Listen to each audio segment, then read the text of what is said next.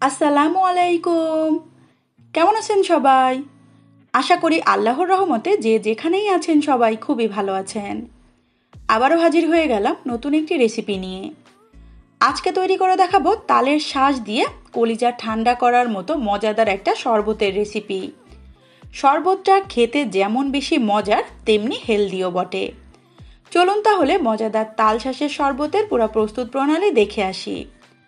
শরবতটা তৈরি করার জন্য এখানে আমি পরিমাণ মতো কিছু তালের শাঁস নিয়েছি। আর শাঁসটা খুব বেশি শক্তও হওয়া যাবে না, আবার একেবারে নরমও হওয়া যাবে না।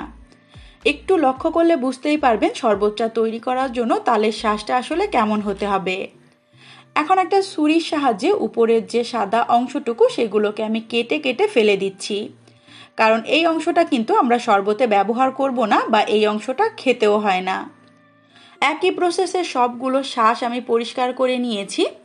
এখন এই শাঁসগুলো থেকে অর্ধেক পরিমাণ শাঁস আমি একটা ব্লেন্ডার জগের মধ্যে ছোট ছোট করে টুকরো করে নিয়ে নিচ্ছি। আর এই বাকি যে শাঁসগুলো রয়েছে সেগুলোও কিন্তু পরবর্তীতে ব্যবহার করব। একটু ছোট ছোট করে টুকরো করে দিচ্ছি যাতে করে খুব ভালোভাবে এটা ব্লেন্ড হতে পারে। আর এই তাল শাঁসের শরবতটা খাওয়ার সময় তালের এই শাঁসগুলো যদি হালকা হালকা মুখে না পড়ে তাহলে কিন্তু খেতে একেবারেই ভালো লাগে না। সেটা মাথায় রেখেই তালের এই শাঁসগুলো কিন্তু ব্লেন্ড করতে হবে। তারপরে এখানে দিয়ে দিচ্ছি পরিমাণ মতো ফ্রিজ থেকে বের করে নেওয়া ঠান্ডা পানি। চেষ্টা করবেন শরবতটা একেবারে ঠান্ডা ঠান্ডা করে তৈরি করে নেওয়ার। দিয়ে দিচ্ছি এখানে 1/4 কাপ পরিমাণ চিনি। তার সঙ্গে দিয়ে দিচ্ছি খুবই সামান্য একটু বিট লবণ। এখন ঢাকনাটা দিয়ে খুব ভালো করে এটাকে ব্লেন্ড করে নিচ্ছি। আর মিষ্টিটা এখানে আমি আমার টেস্টটা বুঝে অ্যাড করেছি, আপনারা আপনাদের স্বাদ মতো কম বেশি করে অ্যাডজাস্ট করবেন। দেখতেই পাচ্ছেন আমি খুব স্মুথলি এটাকে পেস্ট করে নিয়েছি। আর ছোট ছোট তালের যে অংশ সেটা কিন্তু গোটা গোটাই রয়েছে শরবতের মধ্যে। শরবতটাকে আরও একটু ঠান্ডা করার জন্য কয়েক টুকরো আইস কিউব দিয়ে দিলাম। এখন এই ব্লেন্ডারের জগটা এক সাইডে রেখে বাকি যে তালের শাঁসগুলো রয়েছে সেগুলো একটা ছুরির সাহায্যে পাতলা পাতলা করে আমি টুকরো করে নিচ্ছি। এটা আমি শরবতের মধ্যে এক্সট্রা করে ব্যবহার করব, এতে করে শরবতটা খাওয়ার সময় এই শাঁসগুলো যখন মুখে পড়বে তখন কিন্তু অনেক ভালো লাগবে। একেবারে ছোট ছোট করে সম্পূর্ণ শাঁসগুলো আমি টুকরো করে নিয়েছি। এখন যে গ্লাসে বা যে পাত্রে শরবতটাকে সার্ভ করবেন সরাসরি ব্লেন্ডারের জগ থেকে সেই গ্লাসের মধ্যে আমি ঢেলে নিচ্ছি।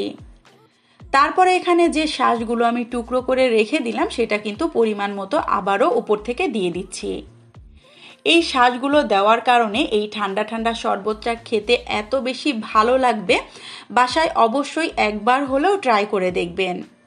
আর এই তালটা কিন্তু খুব বেশি দিন থাকে না, অবশ্যই তালের এই সিজনটা থাকতে থাকতে একবার হলেও এভাবে বানিয়ে খেয়ে দেখবেন। আশা করি আপনার ফ্যামিলির বাচ্চা থেকে বড় সবাই অনেক বেশি পছন্দ করবে।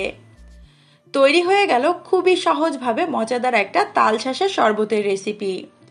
আশা করি আমার আজকের এই সহজভাবে তৈরি করে নেওয়া তাল শাঁসের শরবতের রেসিপিটা আপনাদের কাছে খুবই ভালো লেগেছে। রেসিপিটা যদি সত্যিই ভালো লেগে থাকে চ্যানেলটাকে সাবস্ক্রাইব করে চ্যানেলের সাথেই থাকবেন। রেসিপিতে লাইক অ্যান্ড কমেন্ট করবেন, বেশি বেশি করে শেয়ার করবেন। ধন্যবাদ। আল্লাহ হাফেজ সবাইকে। আসসালামু আলাইকুম।